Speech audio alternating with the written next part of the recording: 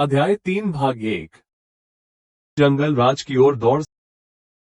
सदियों की ठंडी बुझी राख सुबुगा उठी, मिट्टी सोने का ताज पहन इठलाती है। दो राह, समय के रथ का घर घर नाद सुनो, सिंहासन खाली करो की जनता आती है। रामधारी से दिनकर। गौरव से अपमान तक। लालू के उत्थान और धीरे धीरे वास्तविकता से रूबरू होने के साथ आई आशा की किरणें बिहारियों के लिए कोई नई बात नहीं थी।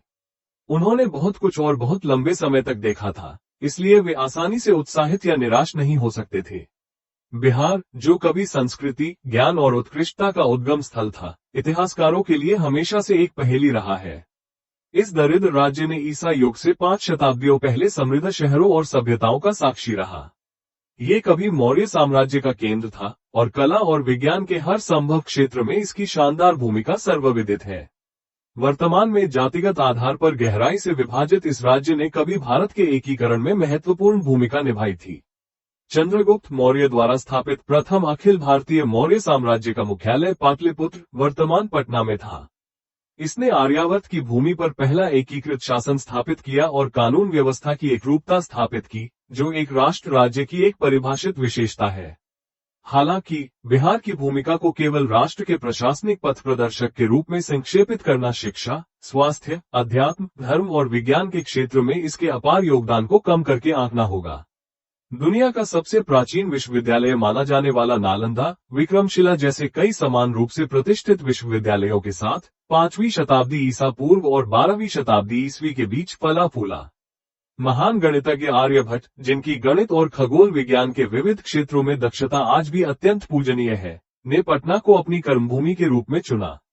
चीनी भिक्षु यात्री फैक्सियन 5वीं शताब्दी के आरंभ में पाटलिपुत्र में सभी के लिए निःशुल्क चिकित्सा सेवा की परंपरा से अत्यंत प्रभावित हुए थे। इसकी तुलना में आज सबसे विकसित देश भी किफायती स्वास्थ्य सेवा प्रदान करने के लिए संघर्ष करते हैं, और निःशुल्क स्वास्थ्य सेवा एक दूर का सपना बनी हुई है। बिहार 2 प्रमुख विश्व धर्मों, बौद्ध धर्म और जैन धर्म का केंद्र भी बना। दोनों धर्मों की उत्पत्ति यहीं हुई और फिर वे शेष भारत और विश्व में फैल गए। दोनों धर्मों को हिंदू धर्म में व्याप्त बुराइयों जैसे जाति व्यवस्था और महिलाओं के बहिष्कार पर पहला सीधा प्रहार भी माना जा सकता है। बुद्ध की मृत्यु के तुरंत बाद राजगृह, वर्तमान राजगीर में आयोजित प्रथम बौद्ध विश्वव्यापी परिषदों ने सार्वजनिक बहस के माध्यम से सामाजिक निर्णयों की परंपरा को बढ़ावा दिया।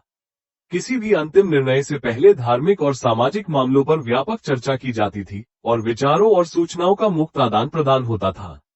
इस प्रथा को चर्चा द्वारा शासन की प्रेरणाओं में से एक माना जा सकता है। बिहार ने शासन के सिद्धांतों में भी प्रत्यक्ष योगदान दिया, विशेष रूप से 3वीं और 2वीं शताब्दी ईसा पूर्व में लिखे गए कौटिल्य के अर्थशास्त्र के माध्यम से। बिहार की उपलब्धियां मध्यकालीन इतिहास में भी जारी रहीं, जिससे हमें बुनियादी ढांचे के प्रति शेरशाह सूरी के ध्यान और विशेषज्ञता की झलक मिलती है। 16वीं शताब्दी के राजा सूरी सड़कों और पुलों के निर्माण में एक दूरदर्शी थे और वर्तमान ग्रैंड ट्रंक रोड के लिए उनकी प्रशंसा की जाती है, जो देश के एक बड़े हिस्से को जोड़ती है। सूरी को रुपया नामक सिक्के के प्रचलन का श्रेय भी दिया जाता है, जिससे आधुनिक रुपया जुड़ा हुआ है। उन्होंने सीमा शुल्क भी शुरू किया।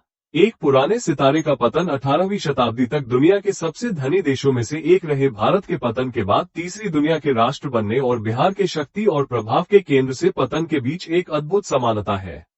भारतीयों और बिहारियों को अक्सर यह याद करते हुए देखा जा सकता है कि कैसे उनका देश और राज्य क्रमशः कभी दुनिया के सबसे महान और सबसे समृद्ध स्थान थे।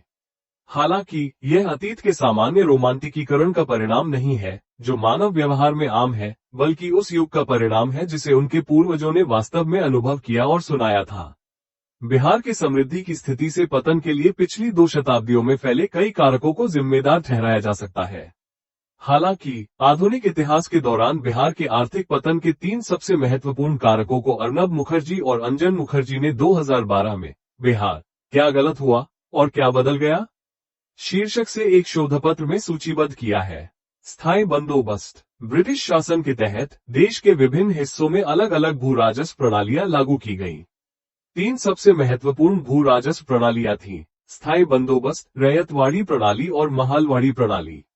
बिहार, जो उस समय बंगाल के बड़े राज्य का हिस्सा था, 1793 में लॉर्ड कॉर्नवालिस द्वारा लागू की गई स्थायी बंदोबस्त प्रणाली के अंतर्गत आया। स्थायी बंदोबस्त नीति के तहत प्रत्येक जमींदार के लिए कर राजस्व निश्चित किया गया था और राजस्व को कृषि उत्पादन से अलग रखा गया था। इसने सरकार की ओर से बुनियादी ढांचे या सार्वजनिक वस्तुओं में निवेश के माध्यम से कृषि उत्पादकता में सुधार के लिए किसी भी प्रोत्साहन या प्रयासों को सीमित कर दिया। स्थायी बंदोबस्त भू राजस्व नीति थॉमस मुनरो द्वारा मद्रास और बॉम्बे प्रांतों में शुरू की गई रैयतवाड़ी प्रणाली के बिल्कुल विपरीत थी, जो कृषि उत्पादन के संबंध में कर राजस्व निर्धारित करती थी। रैयतवाड़ी व्यवस्था ने खेतों की उत्पादकता में सुधार के लिए प्रोत्साहन पैदा किए और इस प्रकार सार्वजनिक स्वास्थ्य, शिक्षा और बुनियादी ढांचे में बेहतर निवेश को बढ़ावा दिया। स्थायी बंदोबस्त का दीर्घकालिक परिणाम एक बीमार कृषि क्षेत्र और उससे जुड़े कृषि क्षेत्र थे, जिनमें सार्वजनिक निवेश न्यूनतम था। इसका प्रभाव बंगाल, बिहार और ओडिशा में स्वास्थ्य और शिक्षा जैसी सार्वजनिक सेवाओं की गुणवत्ता पर भी पड़ा। माल ढुलाई समानीकरण नीति। माल ढुलाई समानीकरण नीति स्वतंत्रता के तुरंत बाद लागू की गई पहली औद्योगिक नीतियों में से एक थी। ये जवाहरलाल नेहरू के भारी उद्योग आधारित राष्ट्र विकास के दृष्टिकोण का आधार बनी। यह नीति 1948 में इस उद्देश्य से अपनाई गई थी कि उद्योग न्यूनतम खनिज भंडार वाले क्षेत्रों को अनुचित नुकसान पहुंचाए बिना पूरे देश में विकसित हो सके। इससे यह सुनिश्चित हुआ कि कोयला और लौह अयस्क जैसे बुनियादी कच्चे माल पूरे देश में समान मूल्य पर उपलब्ध हों। विशेषज्ञों का तर्क है कि इस नीति के कारण बिहार को मूल्यवर्धित गतिविधियों और खनिज आधारित उद्योगों के विकास में तुलनात्मक लाभ की जो संभावना थी, वो नष्ट हो गई। ऑटोमोबाइल जैसे उद्योग, जिन्हें मुख्य रूप से इस्पात की आवश्यकता होती है, बिहार के बजाय पश्चिमी और दक्षिणी राज्यों में स्थापित हो गए क्योंकि वे कहीं भी समान मूल्य पर इनपुट खरीद सकते थे। इसका बिहार के सकल घरेलू उत्पाद (जीडीपी) की संरचना पर दीर्घकालिक गंभीर प्रभाव पड़ा, जो कृषि पर अत्यधिक निर्भर रहा। 1990-2005 की अवधि बिहार के पतन का सबसे हालिया और बड़ा कारण वही है जिसके बारे में ये पुस्तक है। 1990 से 2005 की अवधि, जिसे अक्सर जंगल राज कहा जाता है, एक विवादास्पद अवधि थी जिसमें सरकार ने सामाजिक सशक्तिकरण के उच्चतर लक्ष्य को प्राप्त करने के लिए राज्य के तत्काल विकास संबंधी मुद्दों पर ध्यान नहीं दिया। सार्वजनिक पदों पर भर्तियों और विकास व्यय में इस विश्वास के साथ भारी कटौती की गई कि इससे मुख्य रूप से उच्च जातियों को लाभ होगा। इन 15 वर्षों के दौरान राज्य ने औसत वार्षिक वृद्धि दर 1% से भी कम का अनुभव किया, जबकि वास्तविक प्रति व्यक्ति आय लगभग स्थिर रही।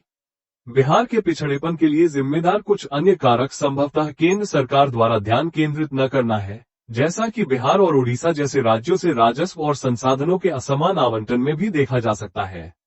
परिणामस्वरूप बुनियादी ढांचे और स्वास्थ्य एवं शिक्षा जैसी सार्वजनिक वस्तुओं के लिए पर्याप्त धन नहीं था।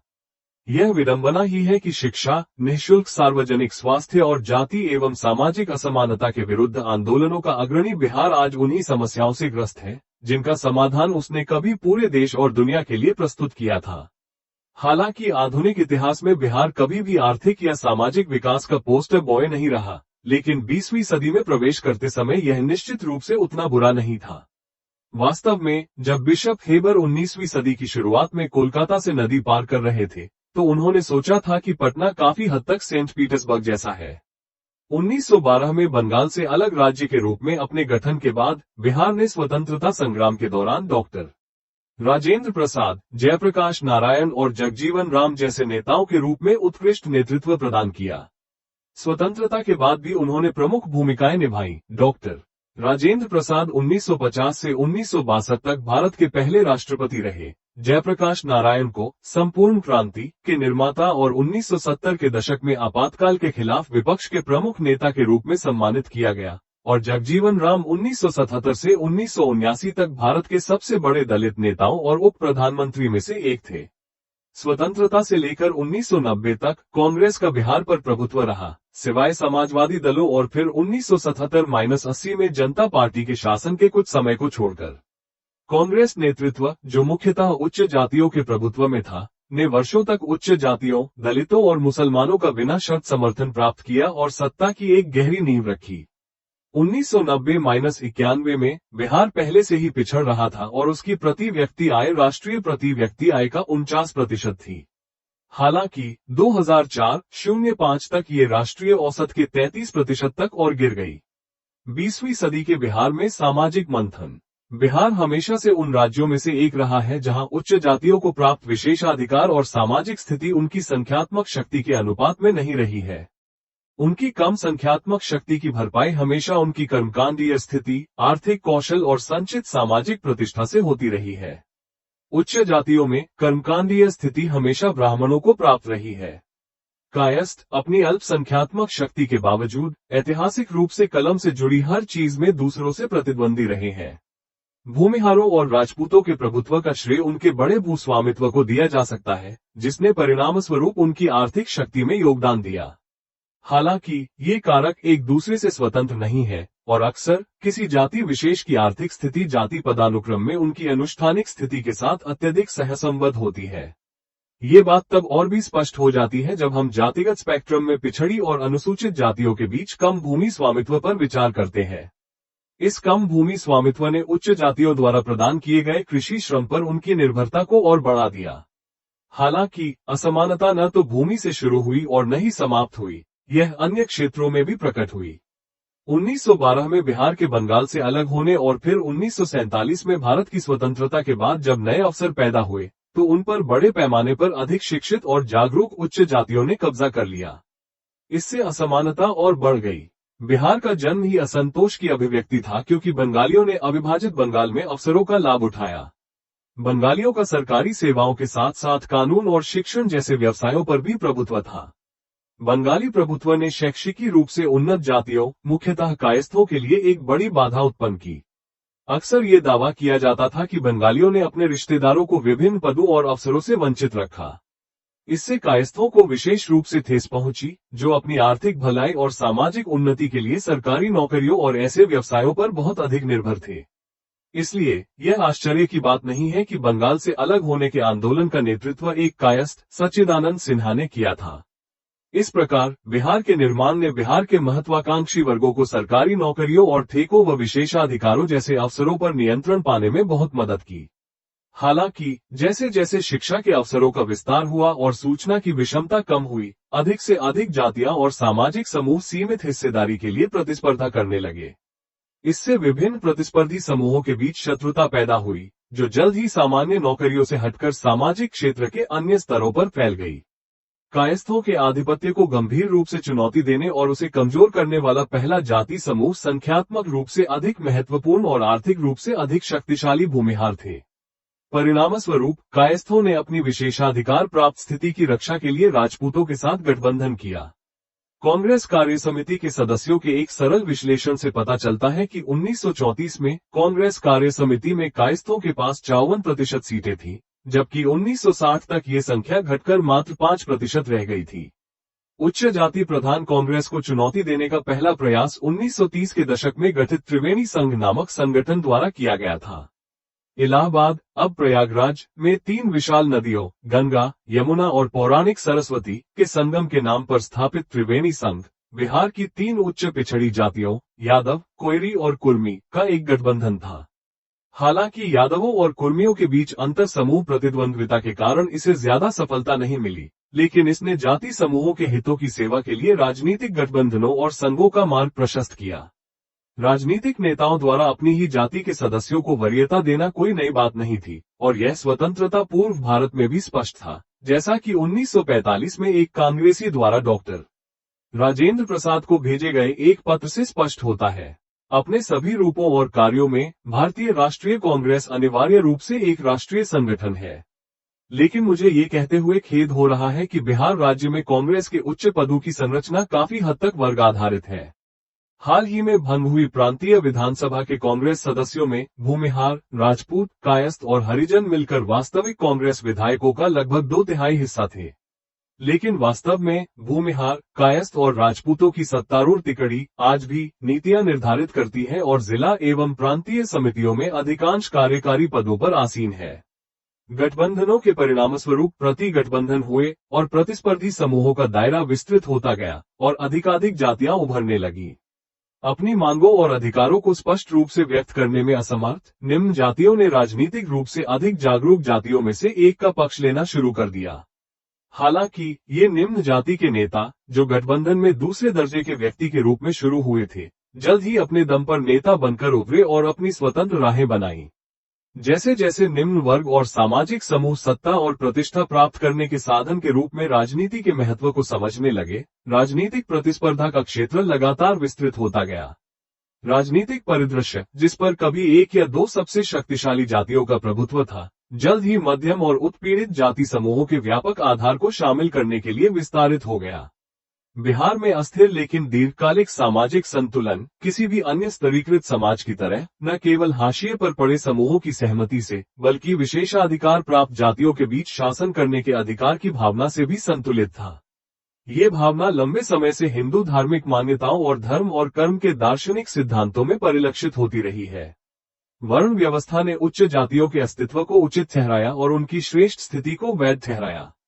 कर्म के सिद्धांत ने निम्न जातियों में यह विश्वास पैदा किया कि उनकी निम्न स्थिति केवल उनके पिछले जन्मों के कर्मों का परिणाम है। हालांकि किसी भी समाज से निरंतर संतुलन में रहने और बाहरी प्रभावों से अप्रभावित रहने की अपेक्षा करना अस्वाभाविक है। हिंदू सामाजिक संरचना से गहराई से प्रभावित और उसके अनुरूप समाज होने के बावजूद बिहार ने संपर्क के साथ परिवर्तन का अनुभव करना शुरू किया, पहले ब्रिटिश भारत के साथ और फिर सामान्य रूप से सामाजिक सुधार आंदोलनों के माध्यम से। समाज में बाद के परिवर्तनों जैसे औद्योगिकरण और शहरीकरण, बेहतर संपर्क, सूचना प्रवाह, तकनीकी प्रगति और उन्नत शैक्षिकी सुविधाओं ने सामाजिक गतिशीलता के अवसरों में वृद्धि की। एक महत्वपूर्ण कारक स्वतंत्र भारत में लोकतांत्रिक संस्थाओं की शुरुआत और उसके बाद उनका सुदृढ़ीकरण था। 1950 में सार्वभौमिक वयस्क मताधिकार की शुरुआत और उसके बाद दूर दराज के गांवों द्वारा भी इसे अपनाना एक समान घटना थी। इन कारकों ने सचेत राज्य प्रयासों के साथ मिलकर स्थापित जाति संरचना को चुनौती देने के पहले प्रयासों को जन्म दिया। जमींदारी प्रथा का उन्मूलन। बिहार स्वतंत्र भारत का पहला राज्य बना जिसने 1950 में जमींदारी प्रथा को समाप्त किया। ऐसे सुधारों की तात्कालिकता इस तथ्य से समझी जा सकती है कि 1953-54 में राष्ट्रीय नमूना सर्वेक्षण (एनएसएस) के अनुसार शीर्ष 10% परिवारों के पास 52% से अधिक भूमि थी। इसके विपरीत निचले 40% परिवारों के पास केवल 1.25% भूमि थी। बेशक शीर्ष 10% परिवार अधिकतर उच्च जाति के थे या कुछ मामलों में मुस्लिम थे। हालांकि विधेयक का पारित होना बिल्कुल भी सामंजस्यपूर्ण नहीं था। कांग्रेस के मुख्यमंत्री श्री कृष्ण सिंह और राजस्व मंत्री के.बी. सहाय को सामंती और जमींदार उच्च जाति समूहों के कड़े विरोध का सामना करना पड़ा। राजपूत और भूमिहार जैसी जमींदार जातियों ने कायस्थ सहाय पर जातिगत पक्षपात का आरोप लगाया। दक्षिण बिहार के एक प्रभावशाली जमींदार रामगढ़ के राजा कामाख्या नारायण सिंह ने जमींदारी उन्मूलन को लेकर अलगाववादी आंदोलन छेड़ने की धमकी तक दे डाली थी। कुछ जमींदारों ने तो उन्मूलन आंदोलन का विरोध करने के लिए निजी सेनाएं भी बना ली। जमींदारी उन्मूलन के तुरंत बाद 1956 में भूमि हदबंदी अधिनियम पारित किया गया, जिसमें मैदानी इलाकों के लिए 30 एकड़ और पहाड़ी इलाकों के लिए 50 एकड़ जमीन की सीमा तय की गई।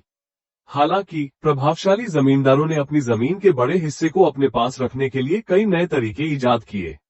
सबसे आम तरीका था जमीन को बेनामी, प्रॉक्सी के जरिए या किसी गैर मौजूद व्यक्ति के नाम पर संपत्ति में रखना, जमीन को तालाबों, बगीचों, कोल्ड स्टोरेज में बदलना या ऐसी जमीन पर पुस्तकालय और मंदिर खोलना। अतिरिक्त जमीन के ऐसे हस्तांतरण को रोकने के लिए राज्य ने 1972 में भूमि हदबंदी संशोधन अधिनियम पारित किया। हालांकि अधिग्रहित की गई अतिरिक्त जमीन की कुल मात्रा अधिग्रहण की क्षमता से बहुत कम थी। जब ये जमीन लाखों भूमिहीन परिवारों में बांटी गई, तो परिणामस्वरूप जोत इतनी छोटी थी कि आर्थिक रूप से अव्यावहारिक थी। इन पहलों ने वितरित जमीन की गुणवत्ता पर भी संदेह पैदा किया। हालांकि ये सुधार अपने अंतिम लक्ष्य को प्राप्त करने में विफल रहे, लेकिन जमींदारी उन्मूलन जैसे कानूनों और भूदान जैसे आंदोलनों ने जमीन पर ऊंची जातियों के कब्जे को कुछ हद तक कम जरूर किया। सत्ता परिवर्तन। बिहार, जो शायद ही कभी राजनीतिक रूप से आत्मसंतुष्ट रहा हो, उन 8 राज्यों में से एक था जहां 1967 के चुनावों में कांग्रेस पहली बार बहुमत हासिल करने में विफल रही। इसके बाद आई राजनीतिक अस्थिरता के कारण अगले 5 वर्षों में बिहार में 10 मुख्यमंत्रियों के परिवर्तन हुए, जिनमें राष्ट्रपति शासन की एक संक्षिप्त अवधि भी शामिल थी। राज्य ने 1968 में अपने पहले ओबीसी मुख्यमंत्री को देखा। सतीश प्रसाद सिन्हा सत्ता में आए, हालांकि उनका कार्यकाल केवल 5 दिनों का रहा। उनके बाद बीपी मंडल सत्ता में आए, जिन्होंने भी 30 दिनों तक सेवा की। मंडल दूसरे पिछड़ा वर्ग आयोग के अध्यक्ष बने, जिसे मंडल आयोग के नाम से जाना जाता है। सिन्हा कोयरी जाति से थे, जबकि मंडल यादव जाति से थे, दोनों ही कुर्मी कोयरी यादवों की उच्च ओबीसी जाति तिकड़ी से संबंधित थे। ये बिहार की राजनीति में ओबीसी दावे की दिशा में पहला कदम था, हालांकि अल्पकालिक था। बीपी मंडल के बाद भोला पासवान शास्त्री मार्च 1968 में बिहार के पहले अनुसूचित जाति के मुख्यमंत्री बने। हालांकि बिहार में राजनीतिक अस्थिरता पहले से ही गहराई तक समा चुकी थी और यह 1990 तक जारी रही जब लालू प्रसाद यादव सत्ता में आए। भोला पासवान अपने पहले कार्यकाल में केवल 100 दिनों के लिए मुख्यमंत्री रहे। संयोग से कर्पूरी ठाकुर ने 1967 में गठित पहली गैर कांग्रेसी सरकार में उप मुख्यमंत्री के रूप में भी कार्य किया। ठाकुर नाई समुदाय से थे, जो एक अनुसूचित जाति का समुदाय है जिसका पारंपरिक व्यवसाय नाई था। यद्यपि इन राजनीतिक पदों का प्रतीकात्मक महत्व बहुत अधिक था, लेकिन जमीनी स्तर पर वास्तविक परिवर्तन निचली जातियों में उनके सामने आने वाली कठिनाइयों के प्रति बढ़ती जागरूकता और साथ ही उनके भीतर पनपते असंतोष के परिणामस्वरूप आया। जातिगत संरचनाओं को उनके भाग्य पर छोड़ने के बजाय वे उन्हें समाज के विशेषाधिकार प्राप्त वर्गों की देन मानने लगे। पुनर्जागरण के प्रति ततः छोटे लेकिन अत्यंत महत्वपूर्ण प्रारंभिक संकेत निचली जातियों द्वारा नए नामों को अपनाने के साथ दिखाई दिए, जो आमतौर पर विशेषाधिकार प्राप्त लोगों द्वारा उन्हें दिए गए नामों से भिन्न थे। नए नामों के साथ व्यवहार में भी परिवर्तन हुए और उच्च जातियों द्वारा आमतौर पर अपनाए जाने वाले सांस्कृतिक रीति रिवाजों को अपनाया गया। 52 सामाजिक स्तरीकरण की पारंपरिक व्यवस्था की वैधता पर अब हमला हो रहा था। स्थापित सामाजिक व्यवस्था से असंतोष ने निचली जातियों को संगठित होने और अपनी शिकायतों के निवारण की तलाश करने के लिए प्रेरित किया। इन संघों का पहला निर्णायक परिणाम जातियों और उपजातियों के बीच के भेदों का उन्मूलन था, जिन्हें सामाजिक व्यवस्था में समान दर्जा दिया गया था। अन्य पिछड़ा वर्ग और अनुसूचित जातियों के संवैधानिक समूहीकरण ने इस समूहीकरण की परिघटना को संरचनात्मक और मनोवैज्ञानिक दोनों तरह से वैधता प्रदान की। ये चेतना और संगठन उस समय के दो प्रमुख आंदोलनों, साम्यवाद और समाजवाद, से भी प्रभावित और आकारित हुआ। 1967 में पश्चिम बंगाल के नक्सलबाड़ी में भूमिहीन मजदूरों ने जमींदारों के खिलाफ विद्रोह किया। नक्सलवाद के नाम से जानी जाने वाली यह विचारधारा जल्द ही पश्चिम बंगाल और बिहार के अन्य हिस्सों में फैल गई। इसी समय राम मनोहर लोहिया, जयप्रकाश नारायण और विनोबा भावे जैसे समाजवादियों ने हाशिए पर पड़े समुदायों को सशक्त बनाने और उन्हें अपना उचित हिस्सा मांगने के लिए प्रोत्साहित करने के लिए जमीनी स्तर पर काम करना जारी रखा। लोहिया का नारा, पिछड़े पाए 100 में 60, पिछड़ों को 100 में से 60 मिलना चाहिए, जिसमें इस बात पर जोर दिया गया था कि प्रतिनिधित्व समुदायों की जनसंख्या के अनुपात में होना चाहिए, संख्यात्मक रूप से महत्वपूर्ण पिछड़े वर्गों में तुरंत गूंज उठा। नवगठित जाति संघों द्वारा संचालित परिवर्तन शुरू में सामाजिक परिवर्तन के दायरे तक ही सीमित रहे। हालांकि बाद में उन्होंने इन समूहों के लिए एक मजबूत राजनीतिक पहचान की नींव भी रखी। जब इन समूहों की आकांक्षाओं को पहचानने और पूरा करने के प्रयासों का विरोध किया गया और कई मामलों में प्रमुख जातियों द्वारा विरोध किया गया, तो इससे जाति समूहों में विरोध की भावनाएं भी उत्पन्न हुई। हालांकि बिहार में अवसरों की कमी के कारण निचली जातियों की सामाजिक उन्नति की इच्छा सीमित थी और इसलिए उन्होंने राजनीतिक क्षेत्र में अपना रास्ता खोज लिया। सत्ता और प्रतिष्ठा के आवंटन के साधन के रूप में राजनीतिक क्षेत्र व्यक्तियों और सामाजिक समूहों के लिए अपनी सामाजिक और राजनीतिक आकांक्षाओं को प्राप्त करने का एक साधन बन गया। हालांकि उच्च जातियों के बीच राजनीतिक प्रतिद्वंद्विता बिहार की राजनीति के पीछे मुख्य प्रेरक शक्ति बनी रही। उच्च जातियां अपने आप में राजनीतिक सत्ता की गंभीर दावेदार बनी रहीं। परिणामस्वरूप उच्च जातियों को राजनीतिक पुरस्कारों और विशेषाधिकारों का बड़ा हिस्सा मिलता रहा।